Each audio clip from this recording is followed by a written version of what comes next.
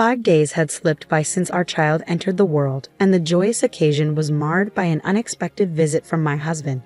Without warning, he thrust divorce papers into my hands, his words cutting deeper than any knife. "Don't think having a kid makes you untouchable. Get too cocky, and I'll divorce you in a heartbeat. You wouldn't stand a chance raising a child alone." My fury boiled over as I snatched the papers away, his smug demeanor only fueling my anger. Tearing these up would be pointless. "You're still going to be my slave," he sneered. Ignoring his taunting laughter, I signed the papers and declared, "Fine, let's get divorced." My name is Stella, 32 years old. I met Leonardo, my older husband, at work, and we've been married for 4 years. He always envisioned me as the supportive homemaker while he pursued his career ambitions. We both wanted children, but our journey to parenthood was fraught with disappointment. Despite his insistence, blaming me for our infertility, I couldn't bear the weight of his accusations any longer. Leonardo's frustration mounted with each passing year without a child. He lashed out, blaming my lack of fertility on my role as a stay-at-home wife. His demands for household chores became increasingly unreasonable, turning our home into a battleground. Though far from my hometown, I couldn't endure the emotional turmoil any longer. I lived a solitary existence, devoid of nearby friends or outings, my days consumed by mundane tasks like grocery runs. Without employment, my financial freedom was scarce, contributing to the suffocating monotony of my life. It wasn't solely Leonardo who pinned me against the wall with his relentless pressure. 2 years into our marriage, with no sign of pregnancy, even his parents joined the chorus of inquiries about our elusive grandchild. When they probed, my husband deflected blame onto me, leaving me to bear the weight of their expectations alone. As the days stretched into an endless abyss, a glimmer of hope emerged when the pregnancy test revealed a clear positive. Tears of joy streamed down my cheeks at the long-awaited news. Eager to share my elation, I snapped a photo of the test and sent it to Leonardo, hoping it would revive his spirits. Yet, his response was silence. When he returned home, he handed me his belongings as usual, oblivious to the momentous news. As I broached the topic at dinner, his indifference pierced through me. "I'm pregnant," I announced, hoping for a spark of joy in his eyes. But his gaze remained fixed on the television, his reply cutting through the air like a blade. "Seems like it is. That all." Confusion and disappointment flooded my senses. Wasn't he supposed to be ecstatic? Didn't he yearn for this moment as much as I did? Desperate for affirmation, I pleaded with him, hoping to share in the joy together. But his response shattered my illusions. "Don't get all high and mighty just because you got pregnant. Do you even realize how long you kept me waiting? Don't think I'll be kind just because you're pregnant. You're not working." I expected to continue with the household chores as I always had, never once considering slacking off or expecting any special treatment. All I yearned for was a single "I'm happy" from Leonardo. But as my tears of joy from moments ago turned to tears of sadness, Leonardo paid me no heed, retreating to the bedroom without a word. Why couldn't he share in my happiness? He had expressed such a fervent desire for a child. At the obstetrician's office, the news of expecting twins should have been cause for celebration, yet Leonardo remained stoic. Perhaps it hadn't sunk in yet, I reasoned. My belly hadn't yet swelled with the evidence of our impending parenthood. Surely, as my pregnancy progressed, he would come around. But weeks passed, marked by morning sickness and unrelenting fatigue, and still Leonardo showed no interest in my well-being or the looming responsibilities. During a routine checkup, a chilling truth was revealed. The risk of miscarriage loomed over us. "Please try to rest as much as possible," the doctor urged. The word miscarriage cast a shadow over everything, but I clung to the hope that our babies would survive.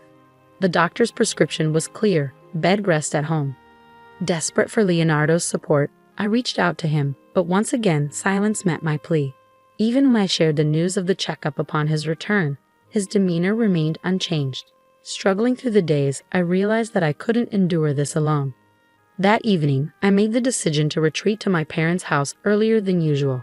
As I prepared to leave, Leonardo's parting words stung, reminding me of my responsibilities. "Don't let yourself go at your parents' place.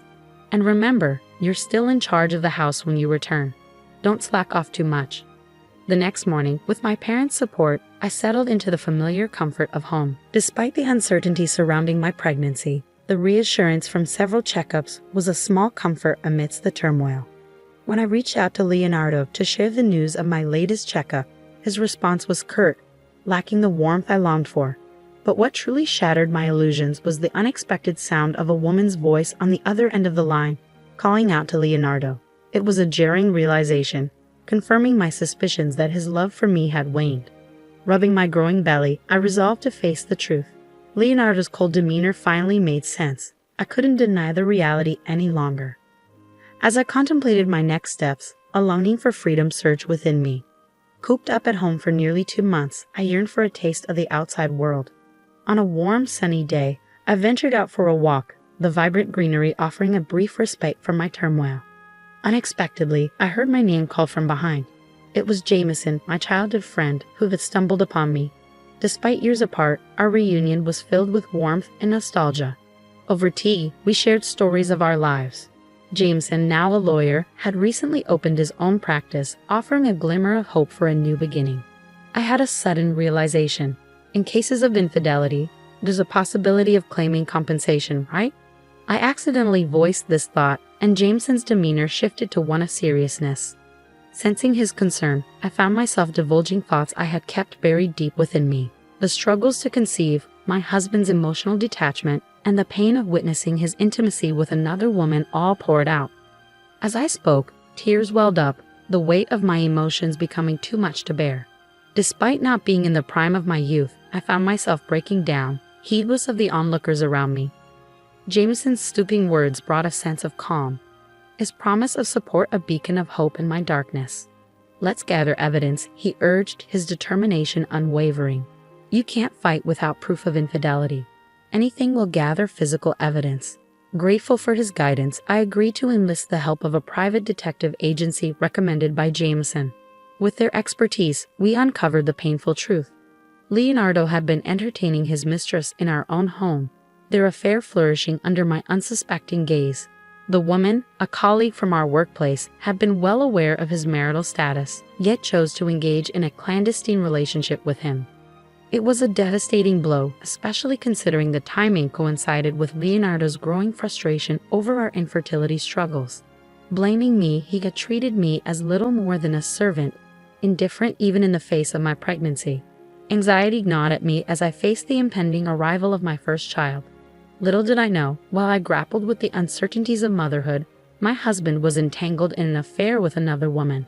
Learning this truth ignited a fury within me. So that was why he couldn't muster any joy when I finally conceived. While I endured the pains and anxieties of pregnancy, he reveled in his own pleasure.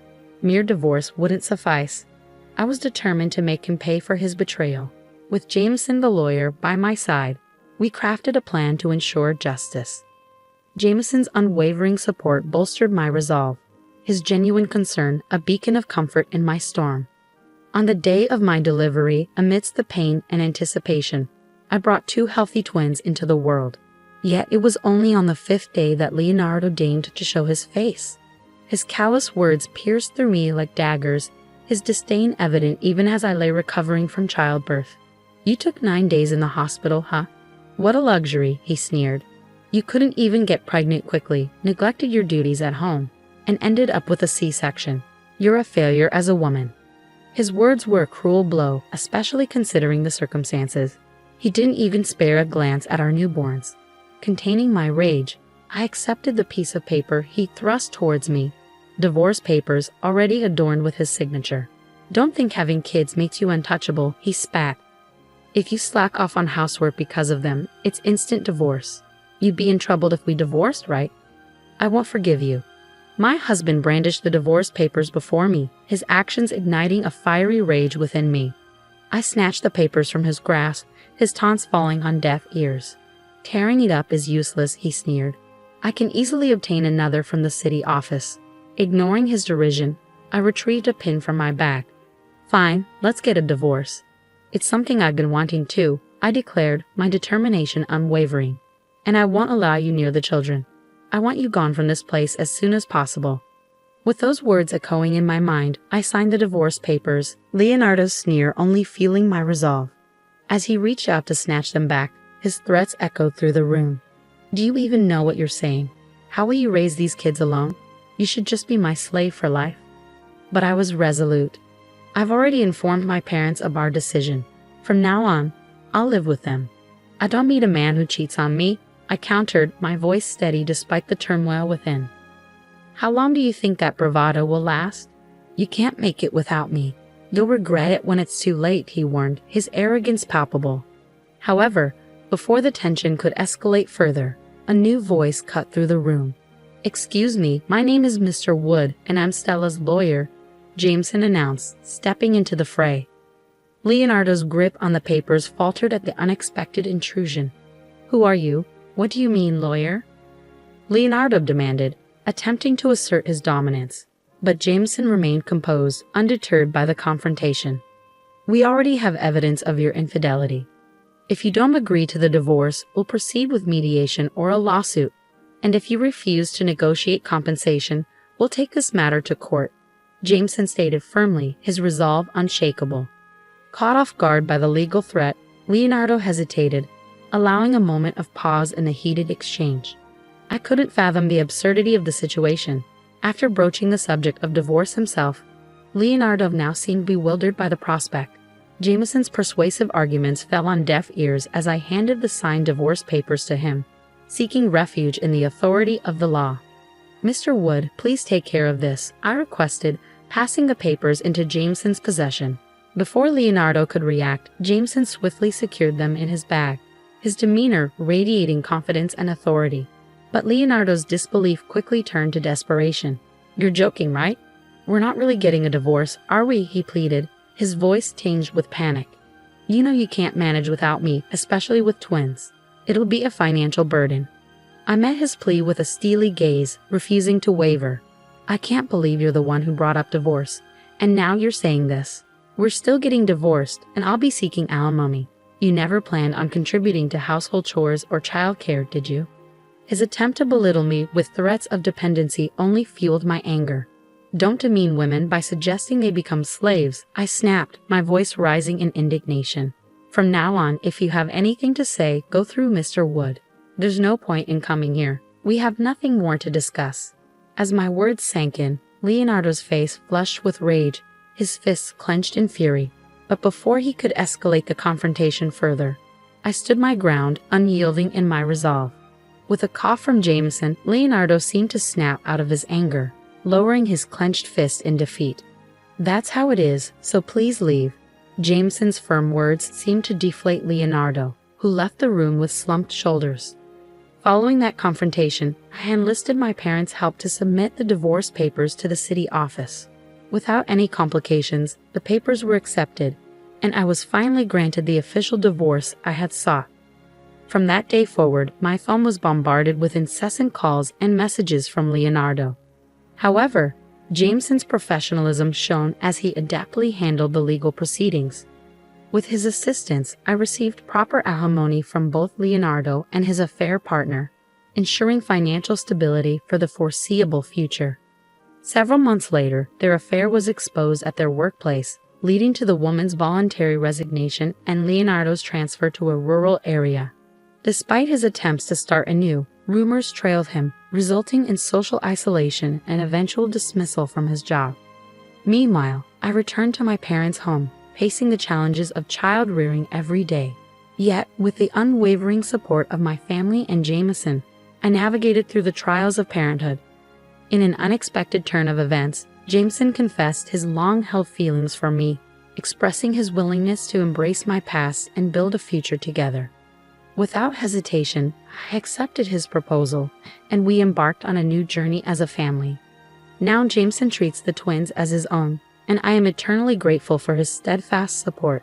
With Jameson by my side, I look forward to creating a happy and fulfilling life, starting anew.